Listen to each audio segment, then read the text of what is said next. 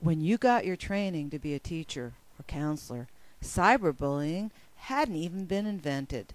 This video, Stop Cyberbullying and Self-Harm, Cyber Smarts for the Facebook Generation, can help.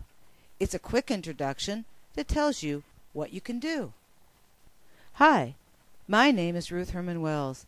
I'm Director of Youth Change Workshops at www.youthchange.com. We've trained teachers and counselors for over 2 decades on how to work with problem and troubled youth, and we have the answers you need.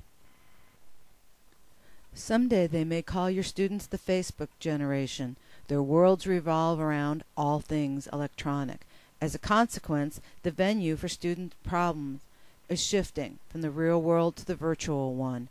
At our workshops, we're getting a lot more requests for help with students who are facing or engaging in cyberbullying. We also have been getting a lot more requests for what to do about students who are literally trashing their own reputations and credibility by posting damaging pictures and comments about partying, substance abuse, their interpersonal relationships, and their feelings about their teachers and bosses. In a time when more and more employers and colleges are requiring access to applicants' Facebook and MySpace pages, students continue to make themselves unemployable and unlikely admission candidates when their less than sedate lives are splayed all over the internet forever. Here are some cutting-edge, never-seen-before, powerful new tools for the Facebook generation. They're designed to reduce the cyberbullying and the self-harm your students may be involved in on internet social network sites. Just like the saying, what happens in Vegas stays in Vegas. What happens on the internet stays on the internet, potentially forever. Help your students avoid being haunted forever by indiscretions, vulnerabilities, or misbehavior that they exposed to the world when they were just 13 or 15 or 17. The intervention pictured here is a mock-up of a social networking site like Facebook. This one's called Space, and the young person boasts of what they're going to do in the workplace to get back at the boss. They badmouth the workplace, they badmouth the boss, they have a baseball hat that says work equals sucks, and they're they like a page that is called staying home from work to watch cartoons. Let the kids go ahead and critique the page just as themselves, then have them critique it again as a boss who is hiring or needs to trim their workforce, or just isn't very tolerant of people who are proposing to cause disruption in the workplace. Here comes a follow-up intervention. You see again the same social networking site page. This time it's blank, and now you can have your students discuss what kinds of content can go on their social networking page that would be palatable to bosses, colleges, or to things they may want to do in the future. You can certainly scan this page into your computer and let them add content that way. You could do it verbally with your students, or you could do it as an art project where they add the content using pens and other art supplies. You're looking at poster 183. It's called Insider Secrets Bosses Never Tell. And you're going to notice that the 5th secret bosses do not tell is I may want to view your Facebook, MySpace, and blog pages before and after I hire you.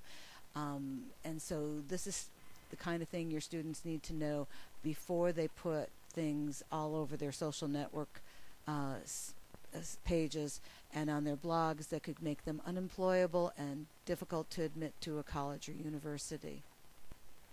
We have so many bullying resources. This one's a good one to use in terms of cyberbullying because it puts the emphasis on what the bully gets for themselves by refraining from bullying, or what they lose for themselves if they do continue to bully. Bullies care about one thing: I, me, I, me, I, me, I, me. All your interventions must proceed accordingly. We have so many, many interventions for bullies, but I wanted to squeeze at least one in.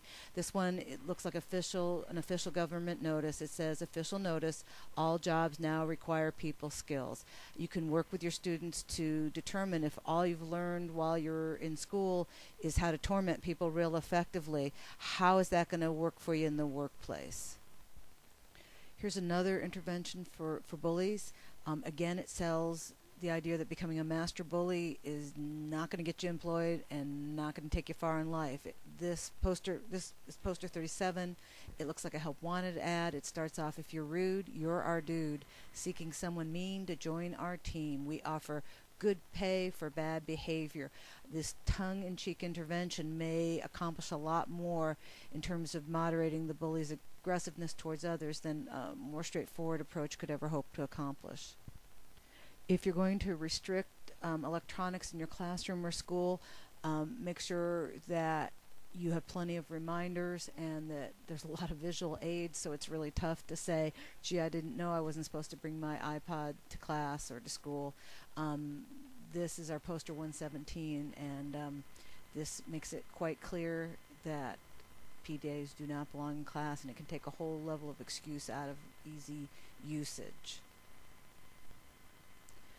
You've just seen a tiny sampling of Youth Change's thousands of interventions to help youth avoid cyberbullying and online harm.